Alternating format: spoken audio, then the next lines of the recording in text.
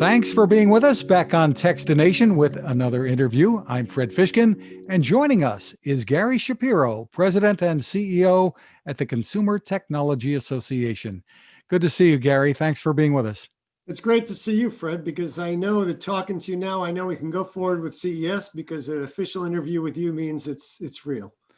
Terrific, Gary. Well, the world's biggest annual consumer electronics show, CES, gets underway once again on Monday, the 11th.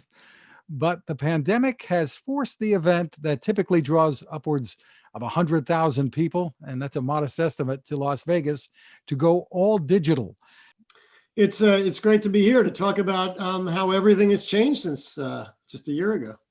Well, the task of trying to create a digital version of the Consumer Electronics Show in a meaningful way sounds like it would border on the impossible. But here you are, poised to get underway. Well, I've been long advocating about innovation, and in my last book I talked about Charles Darwin, who said it's not the strongest who survive or the fastest, it's those who can adapt the quickest. And that was a message I early on gave to our team, that we have to change quickly. And we saw this, believe it or not, at the early February. It was something we talked about at one of our top volunteer meetings that we had to prepare. And by March, we had decided affirmatively to take a two-track approach. We had to assume that the CES could not go forward physically. And then by July, we made the definitive decision. And that decision we based not on financial, but rather on let's just do what's the right thing to do. And we felt it was better to be part of the solution, not the problem. And also to make sure that our constituencies, the people who attended the show, the exhibitors, the attendees, the media, they could plan ahead of time and understand. We were starting to get real concerns from companies that were committed to exhibiting, but they said their employees are concerned about traveling. So we tried to be sensitive to all that, and frankly, it became a very easy decision. And history has proven that it became the right decision. It's better for us to be part of the solution than to be part of the problem. And that's how we made it. And then since we've been looking since March at various off-the-shelf alternatives and trying to redirect and refocus our staff on what was important, we were able to make a decision that we did not like the off-the-shelf alternatives. They did not meet our needs. They were good for smaller events, perhaps, and for the urgent ones that had to do something quickly. But we had since we were 7 months ahead of the curve by making our decision early, although we disappointed some people, especially in Las Vegas, we were able to pivot, and we found that Microsoft, which has produced its own events, was a partner and a customer of ours for years.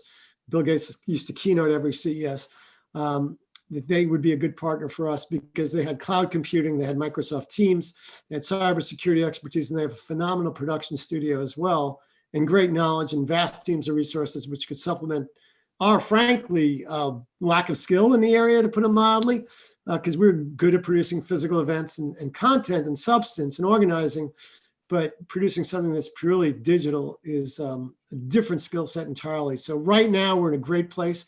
The response has been overwhelming, frankly. First of all, I think if you don't talk about politics, COVID has been a great unifier of humans in terms of that we're all in this together, and that, we'll give you a little flexibility. We'll assume you have good intentions. If you stay away from politics and, frankly, masking, then I think most humans are pretty good, especially in our industry where they know we've tried at CES, we're owned by the industry, we're a nonprofit, and we've tried to do our best. We know some things will work and some things won't, but it was a unique opportunity for us because the opportunity was hopefully once in a lifetime. We don't have a physical event to worry about. And what we could do is it allowed us to do things. It allowed us to change time and space. We changed the dates of the show. We made it a week later. To give us some more time and flexibility away from the new year. We extended the show. So instead of just being for a few days, it actually extends 30 days beyond with our live site, and exhibitors that want to will be able to still communicate. We also were able to create the best ever connection, which is what the show is about, is connecting people. We did something we've always wanted to do and never been able to pull off, and that is to connect people. So once you registered for the show and qualified, then you could put out your interests if you chose to. And other people could then contact you. And I checked this weekend, we have over 50,000 people who have registered and put their name out, and they're already connecting, they're already planning meetings with exhibitors and media and others. And that's something which is very, very positive that was kind of a dream of ours. So there's a lot of good things. We also, a lot of speakers like the CEO of Walmart and CEOs of major companies, major politicians around the world have agreed to speak, because let's be honest, it's easier to speak from your home or your office rather than get on a flight to Las Vegas and take all that big time commitment. So in a way, this is, I was raised to always see the glass is half full. It's definitely, this isn't a unique opportunity. In 2022, we hope to go back to a hybrid event, physical in Las Vegas. We've already sold much of the show out. Exhibitors are excited about it going. Everybody wants that human contact. I am the representative for the tech industry as a cheerleader for it, but I realize, as does every other CEO, that we need this human contact more than anything else, because we're losing a lot by not having it, by not having serendipity as easily as possible, by talking to people, communicating, creating, innovating. We need a lot. We need that. And we know we all miss it. So our humanness has come out in this as well. It's interesting, though, that you're saying that it'll be a hybrid event a year from now, meaning that there is some permanent change to what we're all going through here. Absolutely. Now, we've been shifting digitally slowly. We put our keynotes up on our website. We do things very slowly. This, like every other business, this has forced us to accelerate, forced us to look at everything we're doing, forced us to determine what is the very essence of an event like CES. What is it about it? Is it the doing the business? Is it the education? Is it discovering new lines of business?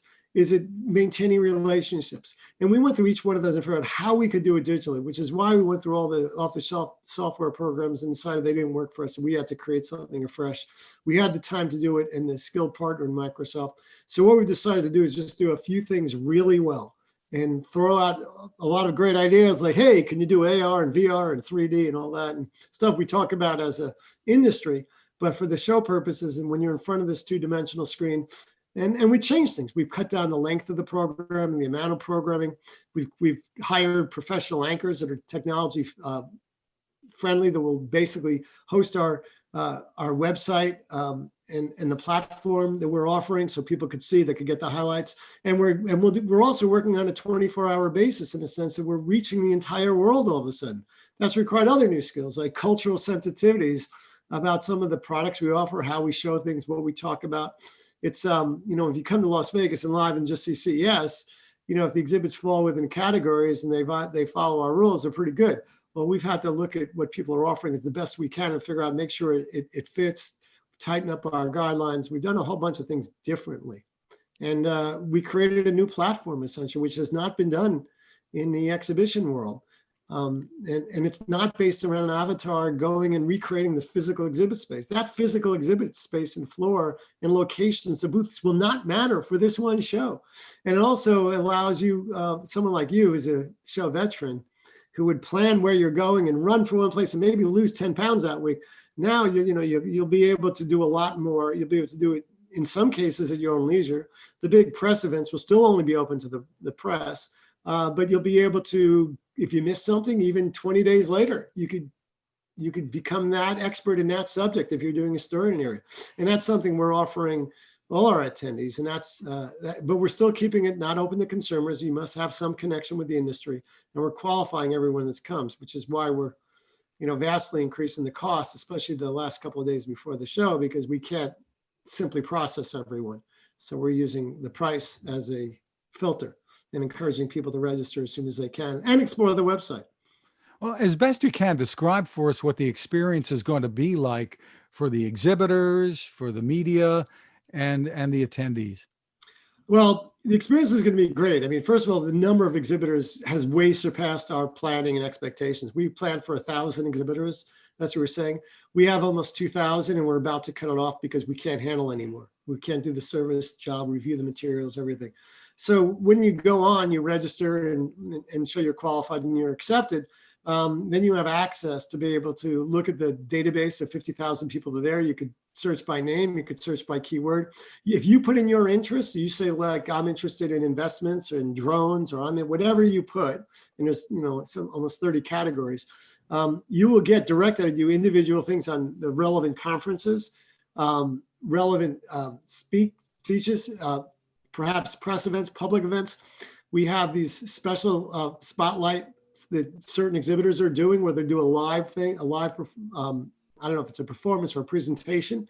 A lot of them are using A-list stars and things like that. We have an amazing group of speakers. We have a conference session. You could search all sorts of different ways, and you could add them to your agenda. If you put your name out there as being willing to be contacted, you will be contacted by people who will want to meet with you most likely. So it's basically, this is a LinkedIn, if you will, for the consumer technology industry that centered around CES. We've also gotten a bigger international audience than we've ever had in terms of a percentage. We're up to about 45% of our pre-registrants are from outside the US. Usually it's in the 30s. So that's grown. And some of the bigger companies have used the opportunity to let a lot of their employees visit the CES in a way that they had not been able to do before, because there's travel and there's cost restrictions. There's all sorts of things. So the experience is going to be one where we will have a professional anchor desk with 4 anchors that are based in technology doing interviews. I'm doing a whole bunch of interviews with people like Mark Cuban and others, and government officials, and even some royalty from around the world. We have all sorts of different well-known people from around the world who will be part of that experience. They'll also be directing. It'll be a 24-hour experience depending on where you are in the world. Some of it will obviously be repeated throughout the day, like keynotes and things like that. So when you wake up, you could see what maybe was shown a few hours ago live. So we're trying to. A lot of the content will be recorded, and still available on demand later, right? Yes. So it'll be a lot of it will be recorded, but like the press conference, a lot of them will be question and answer, will be live by the companies involved. A lot of the exhibitors will have people staffing their exhibits able to talk to press and others as they determine with questions and answers. So we try to recreate a lot of what's there that's live, the benefits of it, without a lot of the, sometimes the impediments that are there. So this is something where it's an experiment. We're hoping people will give us a break because we know we won't do everything perfect and everything right, but we're trying the best we can to serve the audience that we serve, because our members, our companies, our customers, our industry wanted us to go forward with this. It's definitely generated much more interest than we anticipated. And this is something that we're glad we're partnering with someone who's capable of handling it. Well, it's interesting. Technology and the internet have taken on new roles here in the midst of COVID. They've enabled millions of people to keep working, going to school. Then there's the importance of telemedicine, the family gatherings taking place online, things that I guess we talked about for years at CES, and all of a sudden we're in that future. Oh, yeah. So just 1 year makes a difference. So CES 2020, since then, the last year, digitalization, the digital transformation, as people said, has accelerated at least 10 years.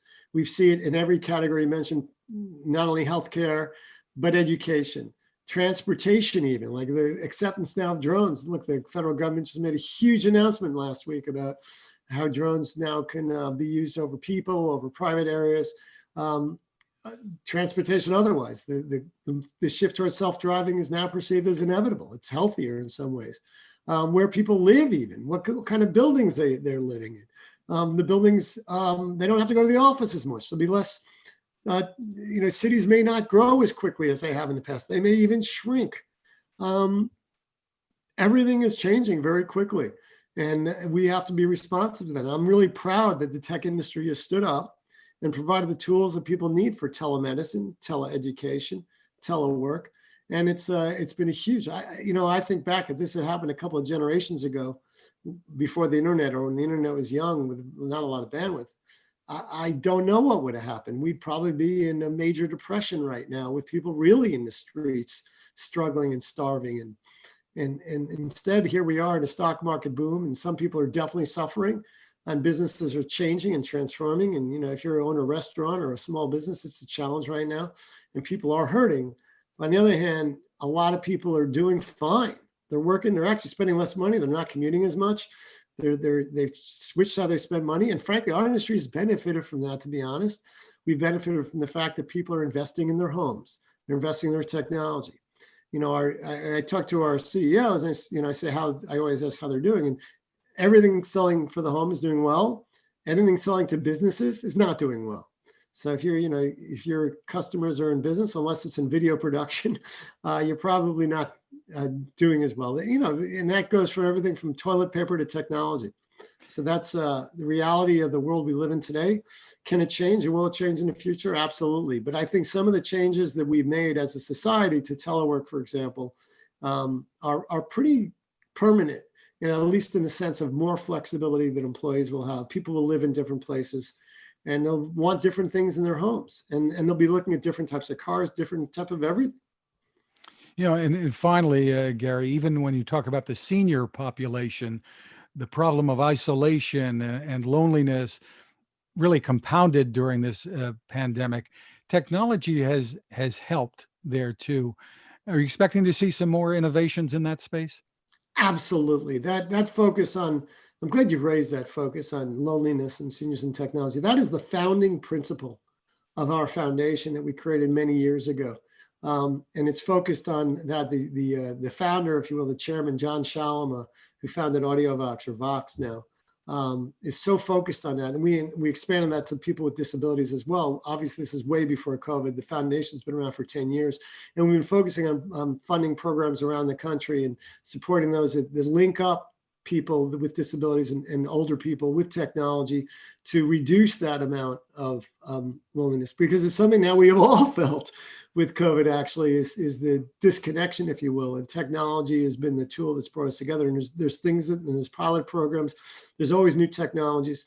We've brought together the disability community, the elder community. We've also focused on using technology for some of the disparities because of race and income, and how we could make sure technology is available to help those in the next health crisis. So we brought together the healthcare community, the hospitals, the insurance companies, the drug companies even, and obviously the device makers and others. And we're getting them together as an association and saying, let's focus on the future. Let's see what we can do in a positive way to make a difference in people's lives.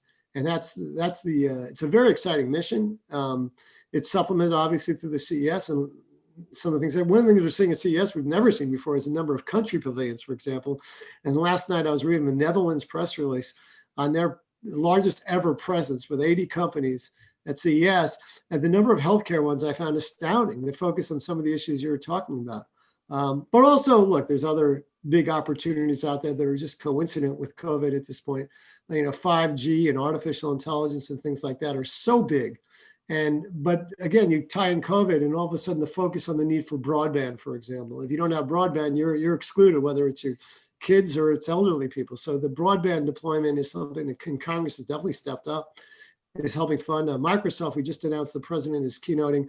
Microsoft has a very unique situation, solution rather. They're putting out globally that's already being deployed over several million people to get broadband through unused over-the-air broadcast space and technology. And it's something that's pretty important. So deploying broadband, deploying 5G, reaching the elderly, reaching the disabled, using technology for healthcare. These are all themes throughout CES, and these are things that we're going to continue to see change and develop.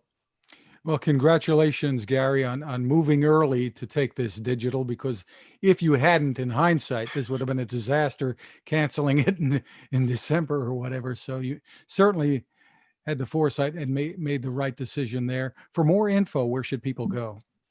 CES.tech, CES.tech. Or if you want to learn about the association, CTA.tech. So it's either one, just CES, or you can Google it or whatever you use. There's a lot out there, but it's worth registering as soon as you can and spend some time on the website to figure out your plan for attacking CES. If you want to learn more about the association, please visit our website, CTA.tech. And thanks and congratulations to you on your new venture. Thank you, Gary. Be well, and thanks for taking the time with us. Thank you, Fred.